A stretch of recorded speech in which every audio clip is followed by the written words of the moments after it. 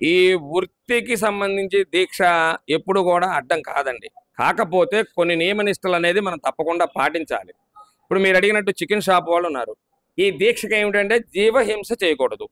జీవహింస చేయకూడదు. మరి ఆయన మాల వేసుకున్నాడు. మరి ఆ మేకనో కోడినో చంపాల్సి వస్తుంది. అప్పుడు ఎలా అంటారు? కాబట్టి సాధ్యమైనంత వరకు అతను ఆ పని చేయకుండా ఉండటమే మంచిదండి.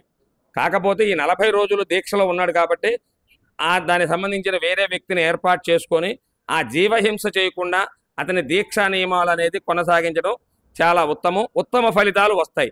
అంతే తప్ప నా వృత్తి ఇది, నేను జీవహింస చేస్తాను అంటే మాత్రం అది చాలా తప్పు కిందే వస్తుందమ్మా. ఇతను వృత్తి అయినా సరే మనం చేసుకుంది దీక్ష. ఈ దీక్ష చేసేటప్పుడు ఏంటి, జీవహింస చేయకూడదు, అబద్ధాలు ఆడకూడదు, మోసం చేయకూడదు, ఇలాంటి నియమాలు ఉన్నాయి దీంట్లో. కాబట్టి తప్పకుండా మరి జీవహింస చేయకూడదు అన్నప్పుడు నువ్వు ఆ వృత్తి దీక్ష వేసుకొని ఆ వృత్తి చేస్తానంటే వృత్తి చెయ్యి. కాకపోతే ఆ క్యాష్ కౌంటర్లో కూర్చోవటమో ప్యాక్ చేసి ఇయటమో అలాంటివి చేయండి.